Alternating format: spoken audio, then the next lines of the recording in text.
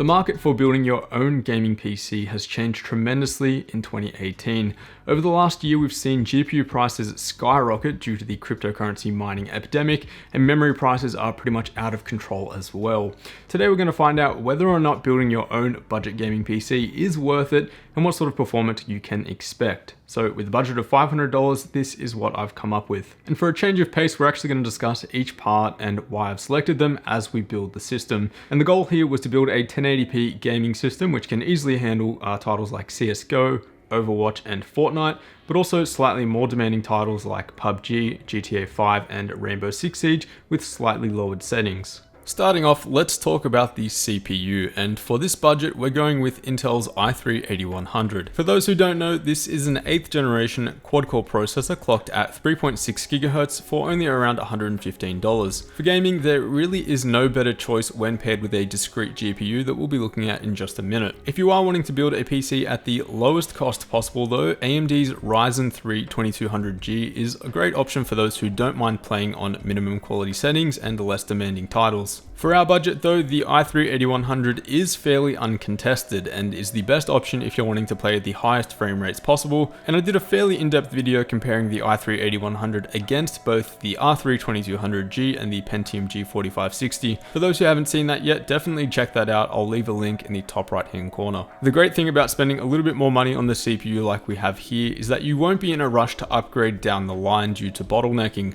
Sure, the 4 cores on the i3-8100 is nothing amazing compared to the higher core count and higher clocked i5s and i7s, but it really is the best option for this budget. I'll be honest with you though, the stock cooler that comes with the i3 is fairly trash, so if you have an extra $20 or so spare, then this is definitely what I'd recommend upgrading next. You won't be overheating or anything like that, but it can get a little noisy at times, and let's be real here, it does look pretty ugly. For the motherboard, we're going with the cheapest compatible option for the Coffee Lake i3-8100, the fairly recent and lately introduced H310M from ASRock. At about $60 or so, it's a pretty solid pair for the i3-8100 in terms of value, and the great thing here is that you don't have to worry about any compatibility issues or anything like that. There's no BIOS update you need to do or any research on which memory kits you have to buy. It's just straight plug and play as it should be. Being one of the cheaper options though, don't expect a ton of features. It's enough to get you up and running, but don't expect M.2 slots or many options in terms of connectivity. Moving on, let's talk about RAM. I went with a 2x4GB kit of Kingston HyperX memory clocked at 2400 MHz, giving us 8GB of RAM in dual channel. Now, the price between a single 8GB module versus two 4GB modules is pretty much the same, between $75 and $80 US. The difference here is that with a single module, you do have the option to upgrade down the line to 16GB just by adding in another one. However, you won't be running in dual channel for the time being. With 2 modules in there, however, they will be running in dual channel, which is a bit faster for some workloads, and you can expect about a 10% boost in some games. Given that I don't recommend upgrading your Core i3 rig to 16 gigs of RAM anytime soon, I do recommend going with the 2 4GB modules. So with our CPU installed and ready to go, it's time to install it in the case.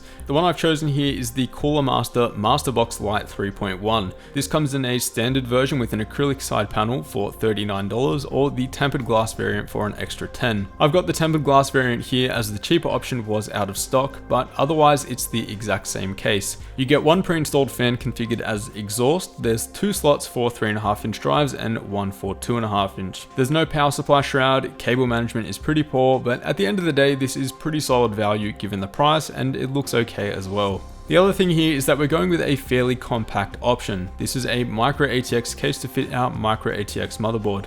There really is no point at all going with an ATX case since this is a budget build and we're not going to be using multiple GPUs or more than a couple drives. You can also swap out the red accents on the case with either black or white with these included alternatives. Definitely a nice touch for those who want to keep things neutral. Now for the most important part of the build, the GPU, and here we're going with the GTX 1050. I've gone with MSI's Aero variant, but again, just find the cheapest version around, and here you can expect to pay around $140 to $150 US dollars. And yes, I know this card was around $100 when it first launched, well over a year ago, but if you're looking for a budget card, this is a relatively decent option with all things considered. If you do have an extra $50 or so that you'd like to throw at it though, you can grab a 1050 Ti for around $190, and there you are stepping up to 4 GB of video memory. As we'll see though, the GTX 1050 is more than capable at 1080p, depending on which games you're playing. For storage, we're going with the best bang for the buck option, and that's a 1TB 7200 RPM hard drive from WD. If you don't need much storage at all though, you do have the option to go with a 240GB SSD for an extra $10 or so, and you can just upgrade down the road when you need more capacity.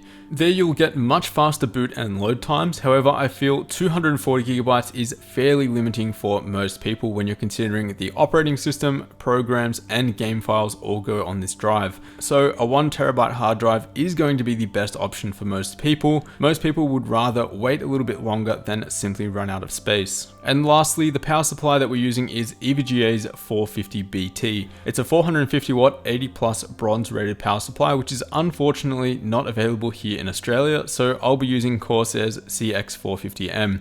They're both essentially the same though, with the same specs and ratings online. However, the EVGA unit is about $20 cheaper, so that's ultimately what I'd recommend for this budget. So that is the $500 gaming PC pretty much done. In the next video, we're going to be installing and activating Windows, and then of course taking it through several games to see how it actually performs and what performance you can actually expect. Don't forget to check out the links in the description if you want to see what parts we used. Subscribe if you want to see more content like this, and as always guys, I'll see you all in the next one.